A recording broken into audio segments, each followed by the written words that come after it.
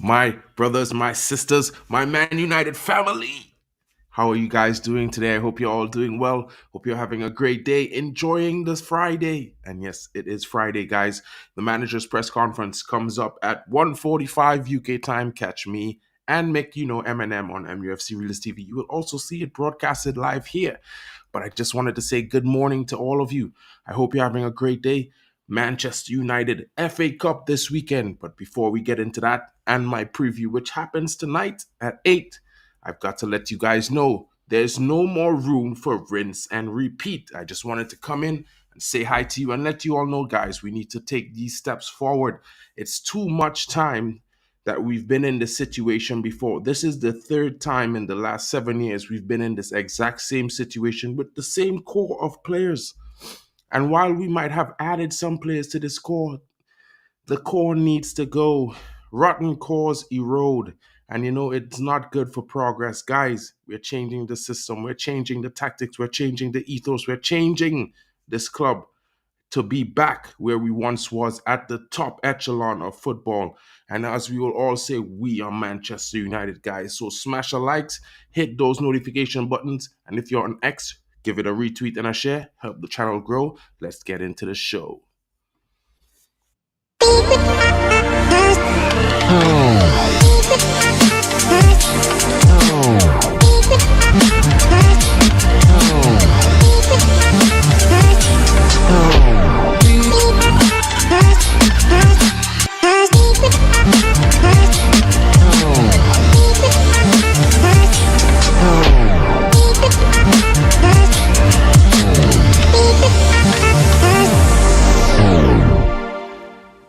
Welcome. Good morning to you, my bro mental. How you're doing today? If you want to jump in, you got the link. You should be able to jump in if you feel free, if you've got something to say. But this is for me just a short video. I haven't done much this week. I've been putting together some scouting reports, which I will have to probably bring to you guys tomorrow morning because I was unable to complete the scouting report. I'm waiting for just some bits of more concrete information, which I should be receiving very soon in an email. Guys, I hope you're having a great day. What is wrong? What is wrong with Man United? There's too many facets, too many circumstances, and too many different things affecting the club at this moment. We cannot place all this blame. I know how the emotions run. I know we get upset. I know we feel hurt. I know it doesn't look good, but you know what? We can't always just hit the reset button. It's not a Super Nintendo. You know what I mean? Whenever you hit the reset button on a Super Nintendo, if you forget what you did to get to the secret space or the secret door or that hidden room, you're going to have to do it all over again and over again until you find it again. And you know what, guys? Sometimes it's not always reset. It's not always a good thing. Sometimes you got to push through the hard times and walk through the bad, till you come to the end of the tunnel where that little light is glaring in your eye for the longest while around amidst all of the darkness. And you know what? Eric Ten Hag might not be that guy to take us forward into the future as a dominating franchise, but at the same time, he might be the guy to, settle, to steady the ship, give us some balance, some stability, and take us forward where we could be competing again. And then maybe someone else might have to come in. But you know what, guys? Look at the squad. You cannot tell me that in 21-22 you thought after that season was finished, this squad should be given a chance. And now we're saying just that with a lot of these players, guys. What are we doing? Rinse and repeat all over again. Yeah, I know that some of the tacticals may be saying a lot of things right now, and this and this that and this and this that. Just remember something: the first title United won in the last 6 years came under this manager in his first season. We also played two domestic cup finals. How long has it been since Man United has played two domestic cup finals in the same season? I would like you to check that out because it has been a very, very long time. And guess what? We're about to play a semi-final to go back into another domestic cup final again this season. Guys, we were in the semi-finals of the Carabao. We got knocked out. This says that this team is getting stronger, guys. There's something about this manager. He tends to have his arm around the cup competitions. Sure, he's going to get the league on. I mean, we finished third last season, so finishing sixth or seventh ain't really that bad. And I know you might think I'm sounding crazy or my standards are low. But if you ask yourself and admit the truth, for the last decade, our standards were not here. We talked a game up here. We talked it. We spent money. You know what I mean? But the actual decision making and the actual execution of things has always been on this level, bro. Not good enough. You know what I mean? The backroom staff never ceased to amaze me because I don't think they're Manchester fans. The way these negotiators have been doing us dirty for the last decade makes me think they're not fans of the club. And I'm liking the fact that we are hearing that a lot of people, maybe 30% of the staff, is going to be released and let go. And maybe we might be getting away some of these bad eggs who are not just in part directly, but indirectly responsible for a lot of the failure. You know what I mean? The medical department is one that certainly needs to be revamped. Everyone fired. I don't care if they just started today, fire them tomorrow. Because this has been a sabotage. And I would certainly blame this guy who came in from Arsenal as a conspirative saboteur of our season. But if you check back at Arsenal last 2 seasons, they suffered with the similar injury problems. We have this guy now. Now we're suffering with the same injury problems. It might not be the exact direct link, but it's one of those things where, you have to look at it from this perspective that it could be correlated. Guys, I'm not going to be here for really long. I just wanted to talk to you guys, hear your guys' opinion, because I've just been thinking all day, all week. This rinse and repeat thing, it's not what we should be doing. And while it doesn't really look that great this season, I mean, we were all cheering last season, so it could change on the flip of a coin. Big up to my bro, Mental Ball Game, in on the scene. How you doing, bro? What's good, I'm good, man. Good. Good morning. Good to see you this morning. I've missed you. bro? I've been a little bit busy these mornings. I had a little bit of extra, freelance work to do, so I really didn't have the ability to come live. But I No, missed. I understand, man. We've got lives to live, and you guys do this in between. That is great. Yeah, no, Figured. I agree with everything you're saying, Mark. And I've been thinking the last few days. I agree with you. I think this will be the worst possible time to sack the manager. And even though ETH might not be the guy to take us to the top of the mountain, but I think he's the right guy for now. I would definitely give him one more season, with few players signed in with the new structure. Hopefully, the new structure gets in place quickly because we seem to be taking our time with that one. Even the Jason Wilcox guy was supposed to be in already, and he's still not in. So we need to put the structure in place and give Eric Ten Hag some help in recruiting players. And then once he has 3, 4 more players, then let's see what he can do next season because his contract is expiring next season anyways. So we don't need to renew it. We don't need to fire him right now. Give him one more season. But the one thing that we need to do, I feel the most important thing that the new structure, when it's put in place, needs to do is listen to Eric Ten Hag when he tells them which players are not good enough and get rid of them.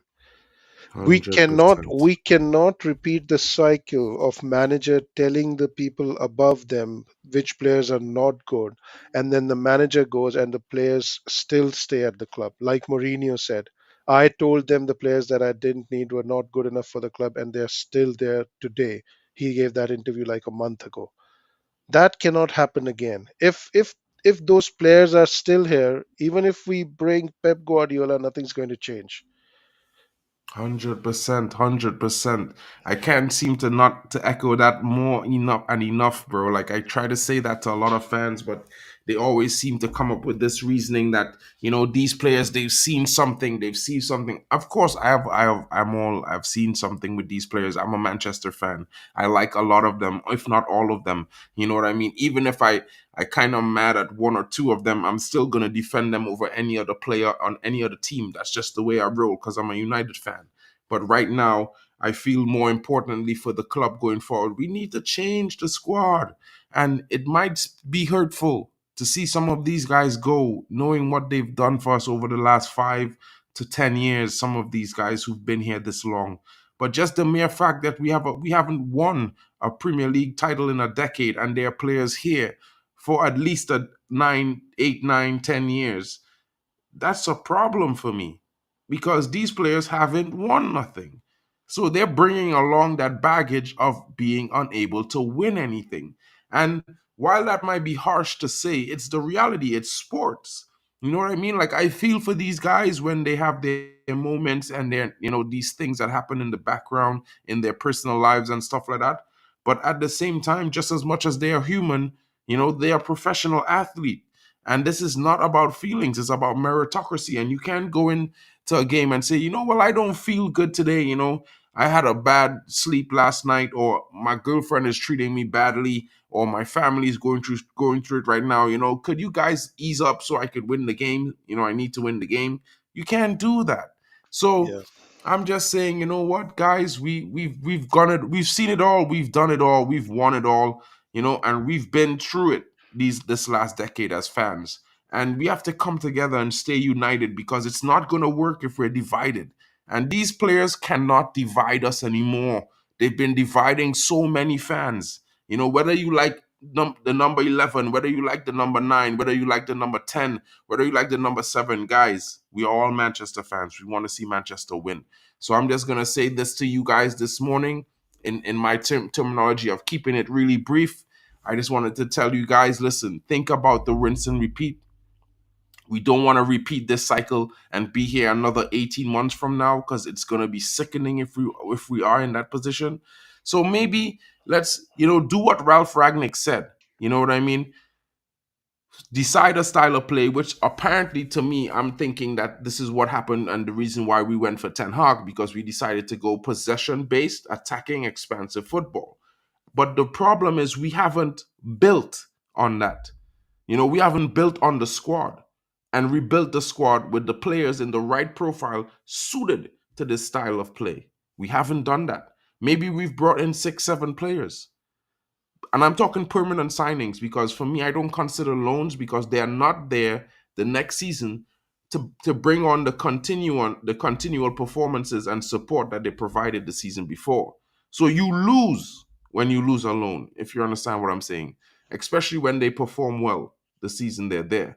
So I'm looking at it as we need some more bodies to come in. We need some guys to ship out.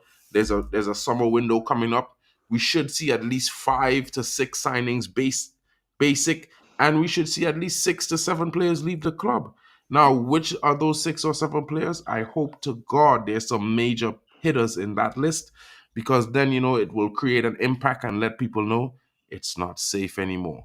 Mental, I yeah. don't know if you have any final comments, but I just really came up with this question this morning. I just wanted to ask everyone joining me and anyone watching, whether you're live or you're non-live, are we going to continue this rinse and repeat cycle? Is it really so bad? And does the reset actually mean anything other than we're starting over again with the same batch of players if we fire the manager? Yeah, no, no. Finally, I think in final comments, right? What I want to say is what we really, really need, and I don't care where we finish in the league, whether we finish 10th, whether we finish 14th. I don't really care where we finish in the league. I don't care whether we get into Champions League or Europa League next season. What I really, really wish happens is we win the FA Cup, because winning a trophy gives that mentality that Ten Hag is trying to instill into the team. And the worst thing to happen to us was that we won the trophy last season, but then because we had the league still to play, because we won the trophy in February and we weren't doing so well in the league, we lost all the momentum and all the mentality that we had gained from winning that trophy. What I want to see is this team winning the trophy at the end of the season this time, so that Ten Hag has something to build on in pre-season. If the team wins the trophy at the end of the season, they take that mentality when they go away. And when the new signings come in, they come in with that mentality that this team has won something when they played last. So we need to live up to those standards rather than focusing 100%. on the trophy that you won 5 months ago. So that's what I hope. I hope we win the FA Cup, man.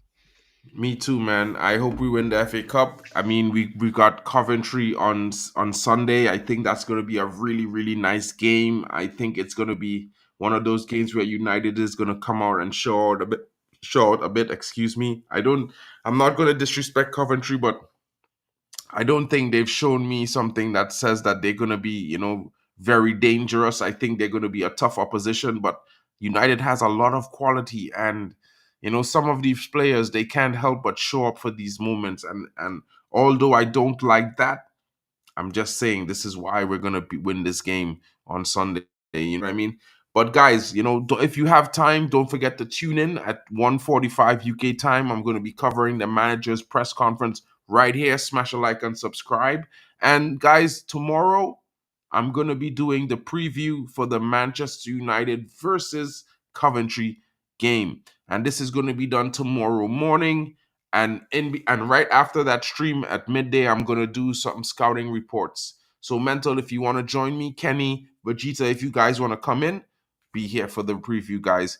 Thank you for joining me this morning. Big up to all of you coming in. It's just been a short stream because I really wanted just to pose this one question to everyone. Rinse and repeat. Are we gonna do it again? Will we let these players survive again? Some players have been here over 9 seasons and we haven't won. The first title we've won in the last 6 years has been under the same manager last season. Should we sack him? Should we let these players win? Or should we bite the bullet, move through, get some of these players out, let him steady the ship, and scout better for next season's ending? Who can come in to take us to that next level if he's not successful?